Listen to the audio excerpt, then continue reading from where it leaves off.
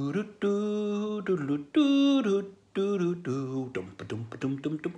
hi there. Sorry, you just caught me reminiscing. I was just thinking about the 80s. I don't know about you guys. I bloody loved the 80s. I mean, the 80s were cool way before Stranger Things got their hands on them. And let's think about it. You know, I grew up in the 80s. Well, I was a child of the 70s, and my seminal years, my teenage years, finishing in 1989, were in the 80s.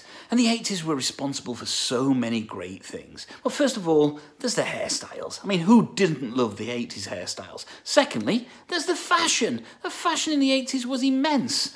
And thirdly, let's think about it. There's the 80s buddy cop movie.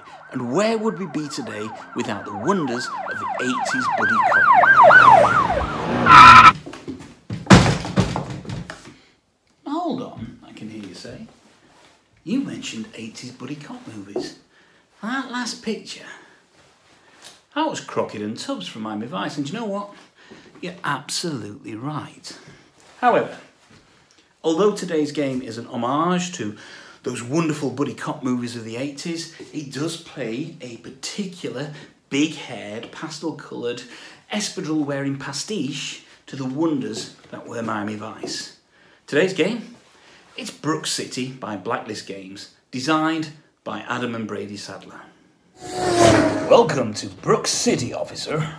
See, Brook City is a cooperative board game for 1 to 4 players with excellent solo rules, and that's why I'm reviewing it for my channel here.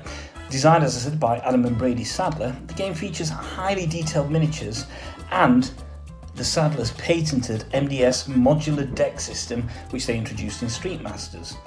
So in the game, the players take on the role of heroic cops, and these can be any number of cops, inspired by classic action movies and Miami Vice, and they are tasked with protecting the city from the recent rise in criminal activity. Each game is dictated by the chosen criminal deck and the case deck, and these decks are modular, and the different combinations of decks create a unique experience each game.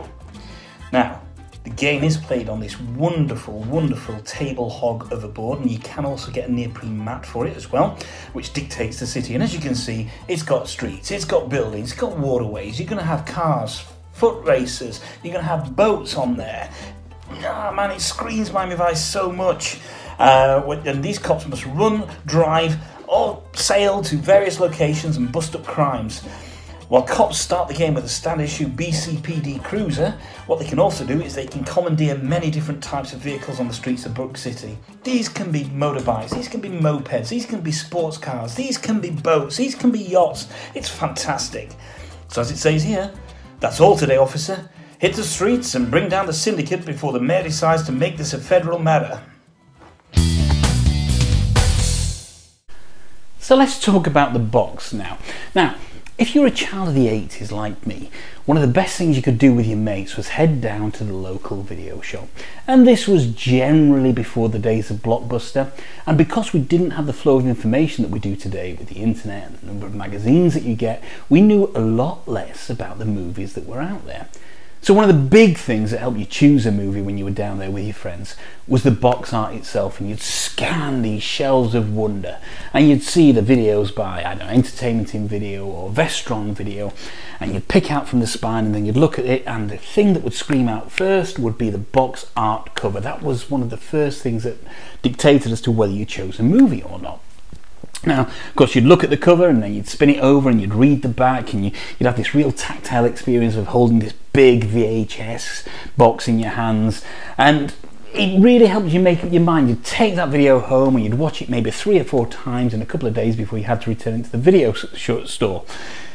Now, what Brook City absolutely gets right is the box cover. You know, it does evoke this real sense that there is something special, something action-packed happening in this box. And you could even pick out a couple of maybe 80s style heroes there. So obviously there's a Mel Gibson type character, and there's the lady from RoboCop as well. And you know, as you can see, you've got the kind of the Miami sky and the sort of city skyline behind it. You can just see the span of water, some of the classic police cars on the front. And if you look at the cover itself, it's got that classic 80s feel, that action movie feel, with the cops not looking directly at you but kind of pointing out, all holding their weapons and ready for action with their helicopters up there.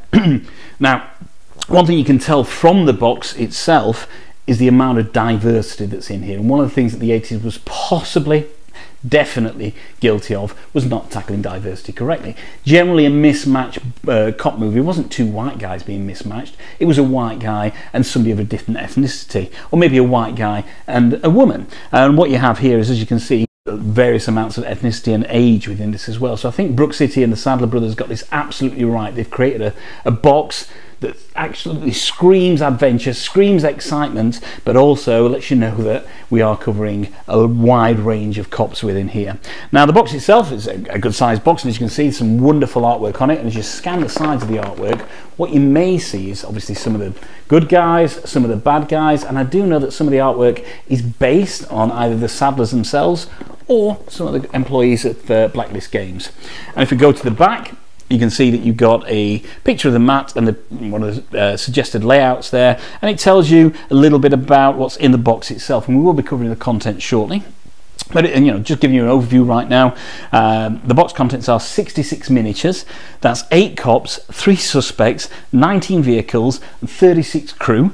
There's 403 cards and 17 card dividers. There's a game board, 6 dice, and 190 tokens. I mean, that's a lot of content for this box, and when we open the box in a bit, you will absolutely see the amount of content that's in there. Now with this, I also got a couple of expansions as well. Got the stretch goals with this. And also the I think it's called Kingdom Keys to the City as well. Now I wasn't an original Kickstarter backer on this. I came to Board Gaming too late for that, so I managed to pick up a copy second hand from eBay. But also I do know there's another wealth of content out there. There are things like neoprene mats and other expansions. Some of this stuff I really need to get hold of. So yeah, that's the box itself, and for me it absolutely works and really says what's in there. So let's have a look what's inside the box now.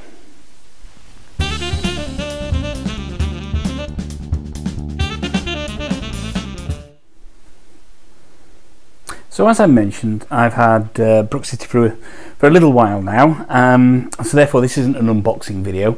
Obviously the game has been played a few times. You can see I've got the core game there with the cards, and then there's a box of the stretch goals, and then the Keys to the Kingdom, which was an expansion for it. I'll come on to those in a little bit. There's just a little bit more of additional content, so we'll come back to those. So when you first get the game, you will have a number of cards inside the box itself, and also this is flat packed, and this is a great card holder. However, I don't think it's sufficient enough, because I've only got the stretch goals and the Keys to the Kingdom in there and the base game, and it's already full, and I do know that there are additional expansions which will contain additional cards. In here you've got all your various policemen, police officers should I say, your various cops, Gabe Fulton, Moria Banks, Ricky Lou, Lester Nelson, Selena Gomez, etc. Then you have your vehicle cards, off duty, you've got your criminal cards there, and also your case cards, and then some rivals and allies, and some of those cards will carry over into things like Street Masters, etc. So that's the box of the cards, the modular deck system that help you play the game. Let's have a look inside the actual box itself now. So first thing is, that's the Keys to the Kingdom, so that's that expansion. First thing we can see is the rule book itself. Now the rule book is obviously, it looks like some cop case file. You've got the coffee stain on there, and it goes through and it gives you an okay overview of the game itself. Now like a lot of rule books, it does leave you to find out a bit of the information, and obviously BGG is a great place to do that, as well as the various forums that are out there.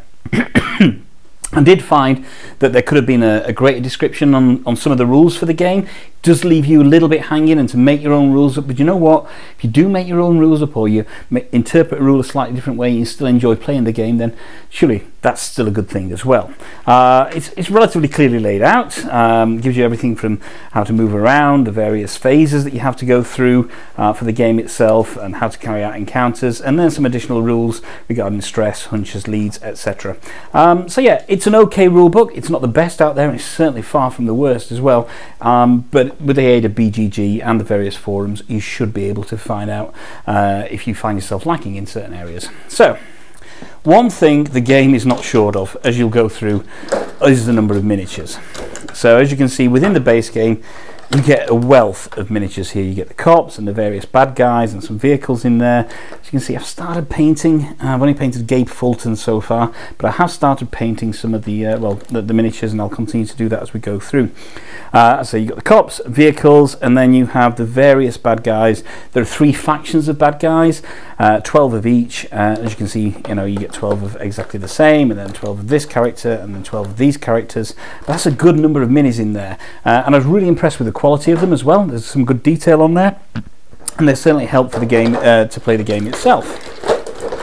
So then we have the board, and you saw the board a little bit earlier on in the video, but as you can see, it's a good size board, and this really takes up a lot of table space. It's slightly unwieldy because it's so big, but it needs to be this big to get the play of the game in there. It does evoke a sense of a sprawling city with its various streets and buildings and waterways, etc. There is a neoprene mat, which at some point I think I will have to get, because I do like the feel of neoprene. I think it plays exceptionally well, and I think it may be a little bit bigger and has spaces for cards, etc. So that's the board. Then, as you can see, we have some more miniatures in here. So yet another cop miniature and some of the vehicles again. I've started painting one of the cars there, that's Gus's car, but I have a lot further to go yet on those as well. So those are your 4 BCPD basic cruisers. Then you have a number of various cars and boats in here. So as you can see, these will help you on the waterways, as well as some motorbikes also.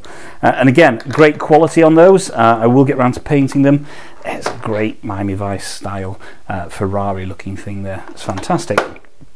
Here you have, as well as those cards, you have your lead deck as well. So in the lead deck, you pick leads up as you go around the board, and these kind of give you bonuses, if you like, going around the board. And then a number of tokens, and this is the massive amount of tokens it mentions on the back of the box itself. So you have your hunch tokens, you have your influence tokens, you have your stress, you have your arrest tokens, your clue tokens, your markers, etc.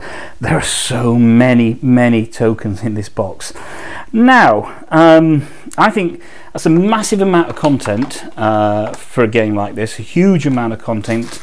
Sorry, and there of course you get your various dice and some marker rings for some of the miniatures as well. Problem is with this many components in a box this size is ultimately storage. Now I've seen some people put stuff in baggies, etc. For me, a game like this, I don't want to put it in baggies. I don't want to put all the miniatures in baggies to try and get everything in one box.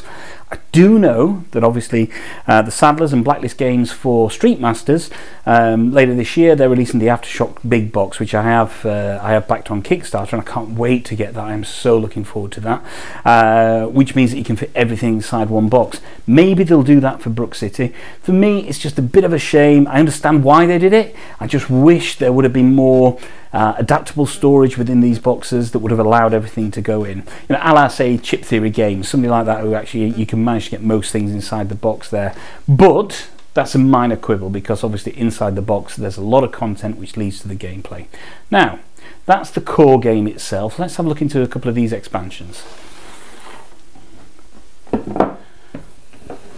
So again, with these have been opened. The cards have been added to the base box main deck itself, and as you can see, there's even more miniatures. There's even a dog there, so if you're looking for a Turner and Hooch moment, you can get your dog there as well. And there is some kind of Nicolas Cage looking guy wielding his guns, and there's a double team of people as well. So yeah, it looks like some kind of van, and again some kind of cars there. I say the cards from that have been put into the base game. And then we'll go on to the Keys to the Kingdom, which has got some fantastic artwork on the front. Look at that, that's just great. So it says exclusive expansion for Brook City, and again these have been added to there, so additional police cars and some new baddies along with their various gang members as well.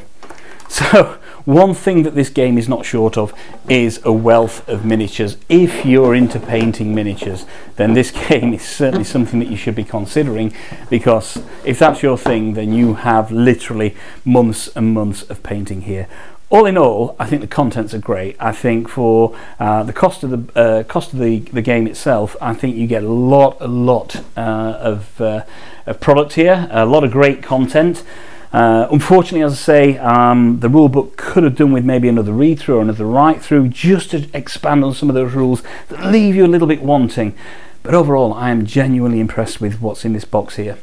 So what we'll do now is we'll have a look at the gameplay itself, and let's take you through what happens in Brook City.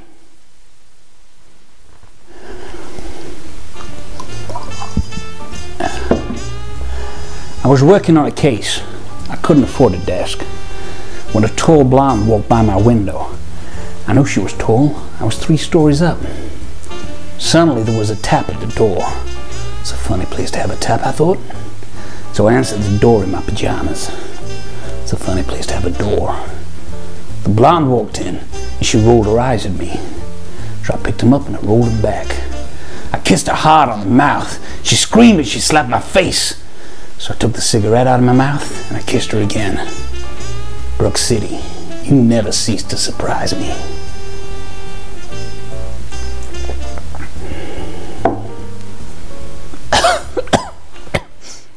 In Brook City by Blacklist Games, you play anywhere from 1 to 4 cops. As a solo player, you can play it true solo using just 1 cop. I prefer to play it double-handed using 2 cops. I find it gives a little bit more variance to the game itself. And the aim of the game is to resolve the case. Now that seems fairly straightforward enough. What you do is you head around your board using one of your cops, either on foot or in one of the cars that they're either using or commandeering, and you're going to collect clues. And these clues are dictated to you by the case file deck over there. Sounds fairly straightforward if that was just what it was, but oh no. Being a crime-based game, it's never just as easy as sorting out one case. Because in Brook City, whilst you're terrassing around Brook City itself, being one of the cops, be that Gabe Fulton or Selena Gomez, or one of the many cops that come in the game itself, you're trying to resolve the case, you're trying to kick ass and take names and solve the clues for the case. There is a criminal underworld in play, and this is the Syndicate. And what you will do, as well as choosing your cops and the case that you want to solve, is you're also going to choose a criminal to come up against. In this particular instance, it's Slade Harper. It's definitely one of the Sadlers. And what happens is the criminal empire is trying to expand its nefarious fingers out into Brook City. And whilst trying to resolve the case, you also have to keep track of their activities. So you will pull out a particular card, a criminal card each turn, and that will dictate what the activity is. And as you can see, some of the cards have this, with Slade Harper, have this John Travolta, John Gotti looking type guy as either an investor or as a blackmailer. And whilst you're driving around the city in your little car or running around the streets trying to get to these clues so you can resolve the case itself, you also have to keep on top of the criminal activity. Invariably what will happen, you may be so close to getting a clue from somewhere and another criminal will spout up and you think, oh, I need to keep on top of that, otherwise what's going to happen is they're going to overrun. And when you don't do anything with these criminals, and they will build up each round, so either a criminal activity or an event will build up, is they'll eventually start collecting influence points on Slade himself. If Slade collects too many influence points and you haven't resolved the game, that's game over. That's game over, man. So the only way you can win the game itself is to resolve the case, keep on top of these influence points, and stop the criminal spreading out his deeds into the city itself. It becomes a real balancing act as you're looking at your resource and the time available and the moves that you've got and the hunches you can play and where your cops are placed, how many influence points the criminal's got, and how far through that case you are. Before long, the game starts to get on top and you're really darting from one place to another and sacrificing one deed for another in the aim of trying to get to that end game of resolving the case whilst making sure that there aren't too many influence points on the criminal themselves. To help you keep on top of these dastardly syndicate criminals, you have to resolve encounters with them. And you can resolve an encounter by being adjacent to the criminal in either your car, if he's next to the street, or on foot if you're outside of your car. And to resolve the encounters, what you do is you will gonna roll the various dice that come with the game itself.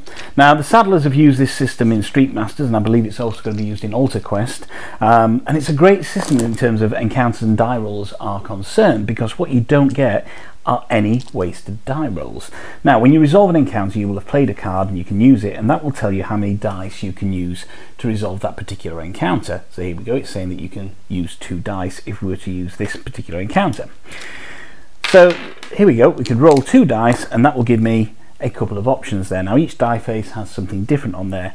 This counts as 2 hits, but it also gives me an added bonus. So as well as the hit notification on the die, you can also get an explosive hit. That counts as a hit, but it also allows you to roll then another dice. And there we go, rolled another dice, that's another hit and an explosive hit. That gives me another dice to roll. And there we go, I've finally got the final face on there, which is a hunch. So out of this roll, which started off with 2 dice, I effectively rolled 4 of them. I scored 3 hits against this particular baddie, and I scored a hunch as well. Now, to say there are no wasted face on these dice. You have a hit, you have the explosive hit, which allows you to obviously, as well as scoring a hit, then roll another dice. You have the hunch symbol as well, which provides hunches which you use to help resolve clues and allocate resources there. And you also get a face which gives you a hit and a hunch token as well. So I think it's a really good system, although there's still an element of randomness to it. Of course, it's a dice, inherently a dice encounter system. It does mean that you always feel like you're progressing something. There you go. On that particular roll, I would have scored 2 hunches. That meant that I wouldn't have actually hurt that criminal, but I would have built up hunches on my card, which I can use to maybe get rid of stress, or also, as I say, help resolve clues as well. So it's a really good system. I do like it, and I'm looking forward to experimenting with it in Street Masters and in Alta Quest. Speaking of stress, a really interesting mechanic that's involved in the game is the use of stress as to whether your character is successful or whether they get knocked out of the game. Now, each character comes with one of these character identification cards, and it has a stress number up in the top corner. And as you can see, Selena Gomez here can take 10 stress. Stress is allocated in a number of ways. It can be allocated by not completing tasks, or it can be given to you if you're not actually keeping on top of the criminal elements. And what happens is you build up these stress tokens. And that becomes yet another balancing act that the game likes to throw at you. Not only are you trying to keep on top of the influence tokens to prevent the criminal underworld spreading out throughout the system, but you're also keeping your cop and their stress levels in check as well. If you exceed the 10 stress or the amount of stress that's on your card, then your cop is effectively retired from the case, and that, if you're playing solo, that's game over. If you're playing a double header, what that means is that cop moves out of the case and you have 1 left there. So again, it creates this further balancing act here, and as you can see, you've got the case that you're trying to resolve, you've got the criminals spreading their activity, you have the stress that you're trying to keep on top of as well. It becomes this real kind of melting pot of pressure as you, as this hardened cop on the case, are just finding the whole case and the whole criminal underworld too overwhelming, and you're gonna have a meltdown. It's another fantastic addition to the game, which, as I said earlier, creates this balancing act of where you play your resources, how you play the game, and how you move about the city. At the heart of the game, the very engine driving this game, is the Saddler Brothers MDS, that's the modular deck system. This was developed for Street Masters, obviously used in Brook City, and it's going to be used in Alta Quest as well. Now, this is a fantastic way of creating an element of replayability and variability to it. So if we look at the amount of cards that I have here, obviously some are out on the table already, but from the base game and the stretch goals and the keys to the kingdom, I have 11 cops, I have 4 criminals, and I have 5 cases. Now, using my pidgin maths, and please correct me if I'm wrong on this, that's 220 permutations or different ways that you can experience Brook City. Now, in my lifetime, I won't play this game 220 times, but what I can almost guarantee is that I will have a vastly different game every time I play it. Now, this is great. As I say, it was designed to allow decks not only from this game but cards from other games like Street Masters and like Alta Quest to come into here and add an element of variability to the game itself. One thing it doesn't do is change the core mechanics of the game. So that means that Brook City will still continue to play exactly as Brook City plays.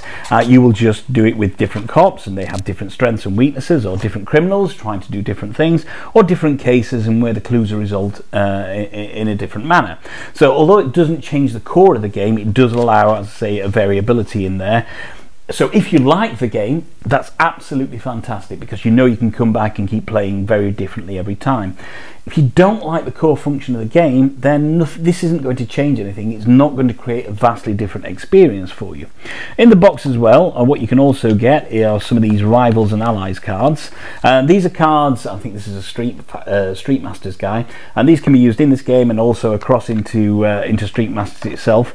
And obviously by using Allies, what that does is it makes the game easier for you. And if you're using them as Rivals, and they are double-sided, as you can see, there's the Ally side and there's the Rival side, then they will make it more difficult for you. So again, that creates this amount of variability, not only in terms of how many different ways you can play the game, but also in how difficult or easy you want to make the game itself. So I'm really impressed with the modular system. I think it's going to work. I don't think it's a perfect system. I think potentially, as I say, I would like to see change some of the core functionality of the game itself, but I do think it's a great way to introduce variability and replayability to the game itself.